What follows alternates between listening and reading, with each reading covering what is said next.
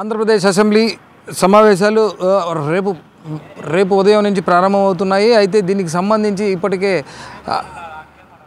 YCP ప్రభుత్వం నుంచి జగన్ 11 సీట్లతో అసెంబ్లీకి పాల్గొనరా అసలు జగన్ వ్యూహం ఏంటి అనే దాని మీద కొంత అయితే చర్చ జరుగుతూ ఉంది. దానికి సంబంధించి చూసుకున్నట్లయితే జగన్ బహిష్కరణ పోరాటం అనే దాని మీద కొంత వైసీపీలో అయితే ఇప్పుడు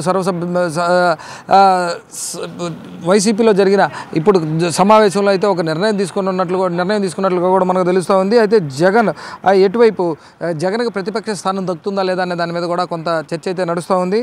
అయితే ఆంధ్రప్రదేశ్ అసెంబ్లీ సమావేశాలకు సంబంధించి ఇప్పటికే మరికొన్ని గంటల్లో ఆంధ్రప్రదేశ్ అసెంబ్లీ సమావేశాలు మరికొన్ని గంటల్లో జరగనున్న నేపథ్యంలో ఇప్పటికే కొత్తగా ఏర్పడిన ఎన్డీఏ ప్రభుత్వం అయితే దానికి సంబంధించి ఏర్పాట్లన్నీ పూర్తి చేసిన పరిస్థితి మనకు కనబడుతూ ఉంది. అయితే దీనికి సంబంధించి ఇప్పటికే 21-22 తారీఖుల్లోనే శాసనసభ సమావేశాలు అయితే నిర్వహించనున్నారు. అయితే ఈ శాసనసభ సమావేశాల్లో ప్రొటెం స్పీకర్గా బుచ్చయ్య చౌదరిని ఎన్నుకొని ఎమ్మెల్యేలందరూ కూడా ప్రమాణ స్వీకారం చేసే పరిస్థితి అయితే ఉంది. దాని తర్వాత జరిగే సెషన్స్లో స్పీకర్ని ఎన్నుకునే పరిస్థితి అయితే కొనసాగుతుంది. దాని తర్వాత కొంత అసెంబ్లీని 2 రోజుల్లో ముగించే ప్రక్రియ అయితే జరగనున్నట్లు కూడా మనకు తెలుస్తూ ఉంది. అయితే గత ప్రభుత్వంలో జగన్ చేసిన కార్యక్రమాలు అభివృద్ధి కార్యక్రమాల్లో జరిగిన ఏవైతే ఉన్నాయి గత ప్రభుత్వం విధ్వంసం మొత్తానికి సంబంధించి కూడా దానికి సంబంధించి కూడా శ్వేతపత్రాన్ని సిద్ధం చేయాల్సి ఉంది. అందుకే ముందుగా సభ్యుల ప్రమాణ స్వీకారం స్పీకర్ల ఎన్నిక తర్వాతే ఈ శాసనసభ సమావేశాలను అయితే పరిమితం చేసే అవకాశం ఉన్నట్లుగా కూడా మనకు తెలుస్తూ ఉంది. అయితే 2 వారాలకైనా మరి 2 వారాల తర్వాత అయినా సరే పూర్తిస్థాయి అసెంబ్లీ సమావేశాలు అయితే తప్పనిసరిగా నిర్వహించాల్సిన పరిస్థితి అయితే ఉంది. పూర్తిస్థాయి బడ్జెట్ అంటే గత ప్రభుత్వం ఎన్నికల దగ్గరగా ఉన్న సమయంలో ఓట్ ఆన్ అకౌంట్ పెట్టిన నేపథ్యంలో ఈసారి పూర్తిస్థాయి బడ్జెట్ అయితే ప్రవేశపెట్టాల్సిన అవసరం అయితే ఉంది. అయితే అంటే జగన్ తన వ్యూహం ఏంటి అంటే జగన్ వైసీపీ తరపున గెలిచిన వాళ్ళలో గట్టిగా వాయిస్ వినిపించే వాళ్ళు కూడా లేరనే ఒక వాదన అయితే ప్రస్తుతానికి రాజకీయాల్లో నడుస్తూ ఉంది. అయితే దీనికి సంబంధించి ప్రమాణ స్వీకార సమావేశాల తర్వాత జరగాల్సిన సమావేశాలకి జగన్ హాజరవుతారా లేదా గతంలో బహిష్కరణ అస్త్రం ప్రయోగిస్తారన్న దాని మీద కొంత స్పష్టత అయితే రావాల్సిన పరిస్థితి ఉంది. అయితే టీడీపీ నేతలు మాత్రం కొంత ఏదైతే గత అసెంబ్లీలో జరిగిన పరిస్థితుల దృష్ట్యా ఈసారి అంటే వారు కొంత ప్రతీకారం కోసం ఎదురు చూస్తున్న నేపథ్యం కూడా ఉన్నట్లుగా కూడా మనకు తెలుస్తూ ఉంది. అయితే అందుకే సభకు వెళ్ళటం అపరిమితమైన బలంతో ఉన్న అధికార పక్షాన్ని ఎదుర్కోవడంలో జగన్ కొంత ఇబ్బందికరమైన పరిస్థితి తలెత్తే పరిస్థితి నేపథ్యంలో జగన్ అసలు అసెంబ్లీ సమావేశాలకు వస్తారా రారా అనే దాని మీద కూడా కొంత స్పష్టత అయితే రావాల్సి ఉంది. అయితే దీనికి సంబంధించి కూడా ఇప్పటికే పార్టీ వర్గాలు అయితే దానికి సంబంధించి కూడా ఇంకా ఒక నిర్ణయం తీసుకునే అవకాశం ఉన్నట్లుగా కూడా ఈరోజు జరిగిన ఏదైతే ఎమ్మెల్యే అభ్యర్థులుగా వైసీపీ తరఫున ఎమ్మెల్యే అభ్యర్థులుగా పోటీ చేశారో వారందరితో కూడా జగన్ ఒక సమావేశాన్ని అయితే నిర్వహించారు. దానికి సంబంధించిన చర్చ అయితే జరిగినట్లుగా కూడా మనకు తెలుస్తూ ఉంది. అసెంబ్లీలో కేవలం 11 మంది మాత్రమే వైసీపీ ఎమ్మెల్యేలు ఉండటంతో వారందరికీ కూడా అంటే వైసీపీకి ప్రతిపక్ష హోదా వస్తుందా రాదు అనేది అయితే స్పష్టమైన పరిస్థితి. అయితే దానికి సంబంధించి జగన్కి ముందు లైన్లో సీటు కేటాయిస్తారా లేదా అనే దాని మీద కూడా కొంత స్పష్టత రావాల్సి ఉంది. అయితే వీరందరిలో అంటే వైసీపీలో గెలిచిన 11 మందిలో కూడా గట్టిగా తమ వాయిస్ని వినిపించే నాయకులు ఎవరు లేనప్పటికీ సీనియర్ మంత్రిగా ఉన్న పెద్దిరెడ్డి రామచంద్రారెడ్డి తెర వెనుక రాజకీయాలు చేయడంలో దిట్టయినప్పటికీ కూడా తన అసెంబ్లీలో తన వాదనను వినిపించడానికి ఆయనకు వాయిస్ లేదనే ఒక ప్రచారం కూడా ఉంది. అయితే దీనికి సంబంధించి జగన్ అంటే ఎటువంటి పరిస్థితుల్లోనైనా సరే అధికార పక్షాన్ని ఎదుర్కోవాలంటే ప్రతి దానికి జగన్ మాత్రమే లేచి సమాధానం చెప్పాల్సిన పరిస్థితి ఉన్న నేపథ్యంలో అసలు జగన్కి మైక్ ఇస్తారా లేదా అనేది కూడా ఒక సందేహంగా వాడు వైసీపీ ప్రభుత్వం అయితే వెలిబుచ్చుతున్న నేపథ్యం అయితే మనకు కనబడుతూ ఉంది. కానీ అసలు మైక్ ఎంతసేపు ఇస్తారు ఏంటి అనే దాని మీద కొంత మైక్ ఇస్తారా లేదా అసలు ప్రధాన ప్రతిపక్ష హోదా గుర్తింపు వస్తుందా రాదా అనే దాని మీద కూడా కొంత డైలమా ఉన్న పరిస్థితి అయితే ఉంది. కానీ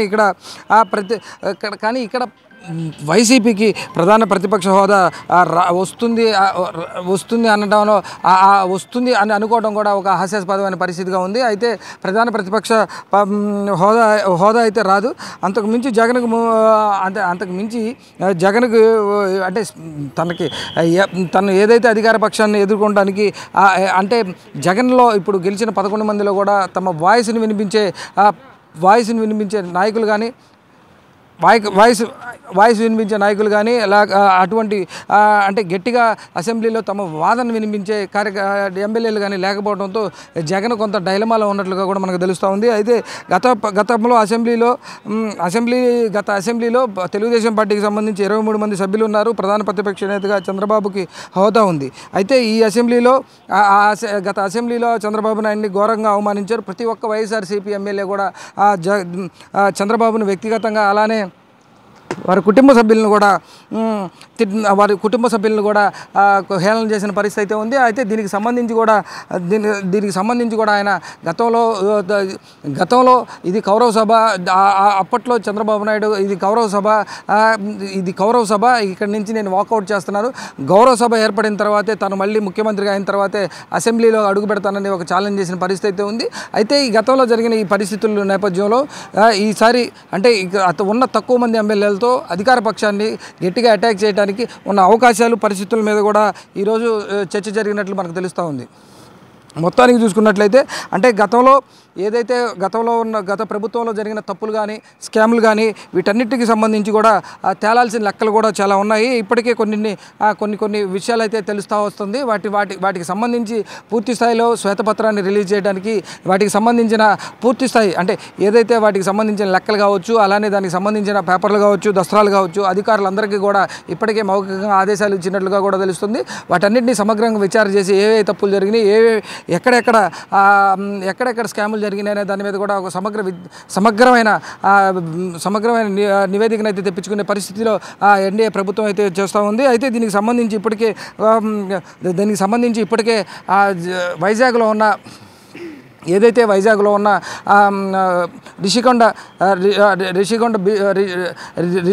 రిషికొండ మీద కట్టిన ఒక భవనానికి సంబంధించి 500 కోట్ల ప్రజాధనం దుర్వినియోగం అయింది. అలానే ఉద్యోగుల స్కామ్ ఏదైతే పార్టీకి పనిచేస్తూ ఇక్కడ గవర్నమెంట్ కార్పొరేషన్ నుంచి జీతాలు ఇప్పించిన పరిస్థితి అయితే ఉంది. వాటన్నిటి మీద కూడా కొంత విచారణ జరుగుతూ ఉంది. ఇప్పటికే అలానే వైద్య శాఖలో కూడా కొంత అవినీతి అక్రమాలు జరిగాయని, అయితే వైద్య కళాశాలకు సంబంధించిన కేటాయింపుల్లో కావచ్చు, అలానే మందులు పరికరాల కొనుగోలులో కావచ్చు, కొంత మంత్రి విడుదల రజని కొన్ని అవకతవకలు జరిగినాయి. ఇప్పటికే సిఐడికి కంప్లైంట్స్ అయితే వచ్చినాయి. దాని మీద కూడా విచారణ జరుగుతున్న నేపథ్యంలో వీటన్నిటి మీద కూడా శ్వేతపత్రాలు రిలీజ్ చేయడానికి కొంత సమయం పడుతుంది. కాబట్టి ఈ ఏదైతే ఇప్పుడు రేపు జరగబోయే అసెంబ్లీ సెక్షన్ 2 రోజుల్లో ముగించేసి ఏదైతే ఎమ్మెల్యేలతో ప్రమాణ స్వీకారం అలానే స్పీకర్ని ఎన్నుకున్న తర్వాత ముగించేసి మరి కొన్ని రోజుల్లో అంటే ఒక వారం 10 రోజుల్లోనే పూర్తిస్థాయి అసెంబ్లీ సమావేశాలు నిర్వహించవచ్చు అనేది కూడా ఒక ప్రచారం ఒక వ్యవహారం అయితే నడుస్తూ ఉంది. దీనికి సంబంధించి